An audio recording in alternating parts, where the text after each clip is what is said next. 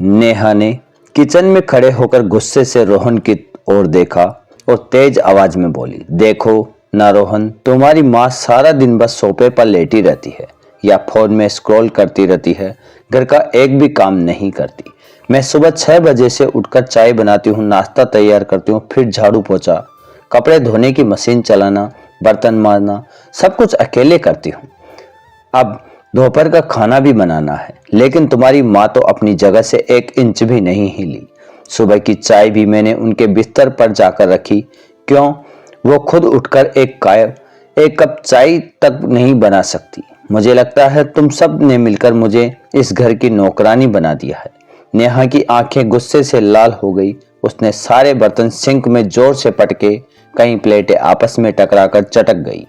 Rohan office से थका हारा आया था, लेकिन नेहा का गुस्सा देखकर उसने शांत स्वर में कहा, नेहा, थोड़ा ठंडे दिमाग से सोचो। माँ पिछले 1 महीने से कमर और घुटनों के दर्द से परेशान है। डॉक्टर ने सख्ती से कहा है कि ज्यादा देर खड़ी न रहे, ज्यादा न झुके। वो चाहकर भी मदद नहीं कर पा रही है। तुम भूल गई हो क्या? जब उनकी तबीयत ठीक थी तब वो रोज तुम्हारे साथ रसोई में होती थी। सब्जियां छिलना, मसाले पीसना, रोटी बेलना, दाल चावल सब कुछ वो करती थी। तुम्हें घर की पूरी जिम्मेदारी अभी सिर्फ 18 दिन हुए हैं। 4 लोगों का छोटा सा परिवार, मम्मी पापा, हम दोनों। इतने भी इतना गुस्सा? नेहा ने कहा, भड़कते हुए कहा कि 4 लोग ही हैं, लेकिन काम तो 100 लोगों का रखता है। मैं थक गई हूँ रोहन। मेरे मायके में भी मैं 1 गिलास पानी खुद नहीं भरती थी। मम्मी पापा ने मुझे राजकुमारी की तरह पाला है। शादी से ठीक पहले उन्होंने बस 2-4 सब्जियां बनाना सिखाया था और मुझे रोज 3 बार खाना बनाना पड़ता है, बर्तन धोने पड़ते हैं, घर का साफ सफाई करना पड़ता है। मैं ये सब नहीं झेल सकती। वह मुंह फुलाकर कमरे में चली गई और दरवाजा जोर से बंद कर लिया। रोहन ने चुपचाप उसकी ठंडी चाय दोबारा गर्म की, ब्रेड चॉकलेट स्प्रे लगाया, 1 कप में दूध डाला और ट्रे में रखकर कमरे में गया। नेहा बिस्तर पर बैठी रो रही थी। रोहन ने ट्रे साइड टेबल पर रखी और धीरे से बोला, नेहा, गुस्सा मत करो। माँ की तबीयत सच में खराब है। थोड़ा समय दो, आदत पड़ जाएगी तो सब आसान लगेगा। अगर कोई खास काम है तो तुम्हें भारी लग रहा है तो मुझे बता दो, मैं शाम को ऑफिस से लौटकर मदद कर दूंगा। लेकिन इस तरह रोना धोना और मुंह फुलाना ठीक नहीं। नेहा ने आंसू पोंछते हुए कहा, तुम्हें क्या पता मैं अकेली लड़ रही हूँ, कोई समझता नहीं। उसी समय बाहर वाले कमरे में रोहन के पिता अजय जी और माँ सुनीता जी बैठे थे। नेहा की तेज आवाज के कारण सारी बातें साफ सुनाई दे रही थी। सुनीता जी चुपचाप सुनती रही, फिर आंखें बंद कर सोच में डूब गई। उन्हें याद आया अपना समय जब उनकी शादी हुई थी। तब घर में 14 लोग थे, सास ससुर पति, 4 देवर, 5 नंदे। सुबह 4 बजे चूल्हा जलता, रात 10 बजे तक काम चलता। कभी शिकायत नहीं की। लेकिन आज उनकी बहू को 4 लोगों को काम में इतनी तकलीफ हो रही है। अजय जी ने धीरे से कहा, क्या हुआ सुनीता, इतनी गहरी सोच में क्यों? सुनीता जी ने आह भरी, बहू अभी नहीं है, मायके कभी हाथ नहीं किए, उसे समय लगेगा। ज्यादा सोचने का क्या फायदा। अगले कुछ दिनों में घर में एक नया मोड़ आया। सुनीता जी की बेटी शालिनी अपने 6 साल के बेटे आरव और 4 साल की बेटी मायरा के साथ मायके आई। बच्चों की गर्मियों की छुट्टियां थी। शालिनी ने खुशी खुशी कहा, माँ, मैं 15 से 20 दिन रहूंगी, आपकी तबीयत का भी ख्याल रखूंगी और बच्चों को भी दादी के साथ समय बिताने दूंगी। नेहा को जैसे बिजली लगी, उसने भड़कना शुरू किया। अभी सास की सेवा थी, अब ननद भी आ गई 2 बच्चों के साथ। अब मुझे उनके लिए अलग खाना, बच्चों के नाश्ते, खेलना, सहलाना सब करना पड़ेगा। मुझसे नहीं होगा। उस रात नेहा ने चुपके से अपने पिता को फोन किया और रो रो कर सारी बात बताई। अगले दिन दोपहर तक नेहा के पिता श्रीकांत जी घर पहुंच गए। नेहा ने बैग पैक कर लिया था। रोहन जब शालिनी और बच्चों को स्टेशन से लेकर लौटा तो सामने नेहा के पिता बैठे थे। श्रीकांत जी ने कहा, बेटा, नेहा ने फोन किया है, कह रही थी कुछ दिन मायके आना चाहती है, मैं लेने आया हूँ। रोहन स्तब्ध रह गया। उसने कमरे में जाकर नेहा से पूछा, तुम अचानक मायके क्यों जा रही हो? एक बार भी नहीं बताया? माँ की तबीयत अभी ठीक नहीं है, नेहा ने तीखे लहजे में कहा।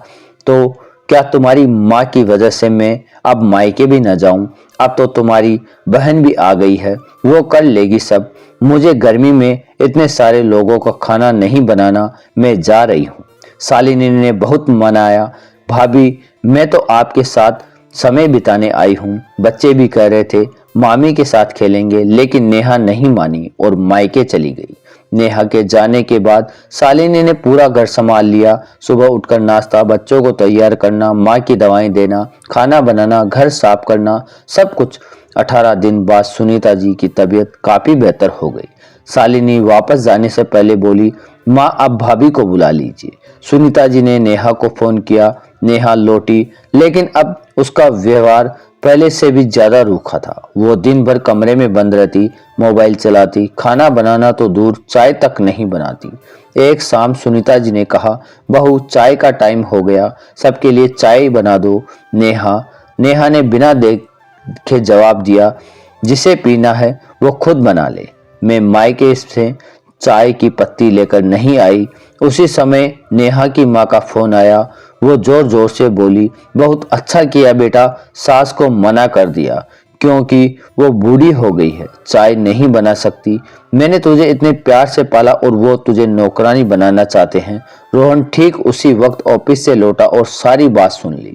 उसने सख्त आवाज में नेहा से कहा, यह घर तुम्हारा भी है, जिम्मेदारियां भागने से पूरी नहीं होती, और माँ जी कृपया हमारे बीच में मत बोलिए। नेहा को गलत सलाह देकर आप उसे और बिगाड़ रही हैं। समय बीता। एक दिन नेहा की तबीयत अचानक बिगड़ गई। डॉक्टर ने बताया वो 8 हफ्ते की प्रेग्नेंट है। घर में खुशी की लहरें दौड़ गई, लेकिन 4 महीने बाद कुछ कॉम्प्लिकेशन आए और डॉक्टर ने पूर्ण बेड रेस्ट कहा। सुनीता जी ने तुरंत नेहा का हाथ पकड़ा। बहू, तू बिल्कुल फिक्र मत कर, जो भी चाहिए मैं बना लूंगी, तू बस आराम कर, बच्चे का ख्याल रख। सुनीता जी ने दिन रात नेहा की सेवा में लग गई।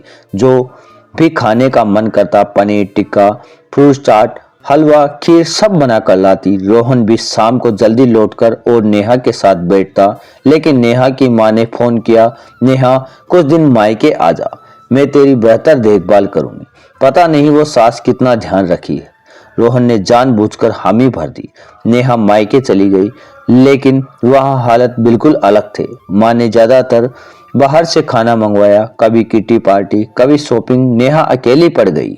एक दिन माँ बाथरूम में फिसलकर गिरी और हाथ टूट गया। अब माँ को ही सेवा चाहिए थी। नेहा कुछ दिन रुकी, लेकिन थक गई, वापस ससुराल लौट आई। अब उसे समझ आ गया कि सास का प्यार कितना निस्वार्थ था। कुछ महीने बाद नेहा ने एक प्यारी बेटी आराधना को जन्म दिया। सुनीता जी की खुशी का ठिकाना न रहा। वो दिन रात पोती की देखभाल में लगी रहती।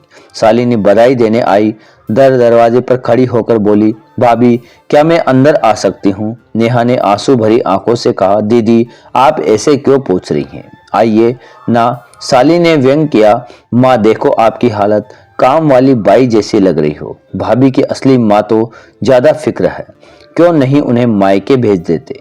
नेहा रो पड़ी। उसने हाथ जोड़कर कहा, दीदी प्लीज अब ताने मत मारिए, मुझे बहुत पछतावा है, मैंने जो किया गलत किया है। माँ जी ने मुझे कभी नहीं डांटा, बस प्यार दिया। सुनीता जी ने हंसकर सबका डांटा, बस करो तुम दोनों, मेरी बहू को चिढ़ा रहे हो। नेहा बेटा तू इतनी बात मत सुन, ये बस मजाक कर रहे हैं, तू मेरी बेटी है, मैंने तुझे कभी डांटा नहीं, समझा। जो अलग गलतियां हुई वो बीत गई, बस अब खुश रहो। नेहा ने सुनीता जी के साथ हाथ चूमे और रोते हुए, माँ जी आप सच में बहुत बड़े दिल वाली हैं, अब मैं समझ गई हूँ ये मेरा असली घर है, मुझे माफ कर दीजिए। सबने मिलकर हंसी खुशी आराधना को गोद लिया। घर में फिर वैसे वही प्यार और शांति लौट आई। रिश्ते समय के साथ मजबूत होते हैं। समर्थ, धैर्य और निस्वार्थ प्यार से हर घर स्वर्ग बन सकता है। और आप भी निस्वार्थ होकर एक लाइक और प्लीज अपने माता पिता के लिए एक सब्सक्राइब जरूर करें। आपको कहानी कैसी लगी कमेंट में जरूर बताएं, और आपके लिए लाता रहूंगा ऐसी अच्छी कहानियां, तो प्लीज सपोर्ट करते रहें। मिलते हैं आपका अगली कहानी में, तब तक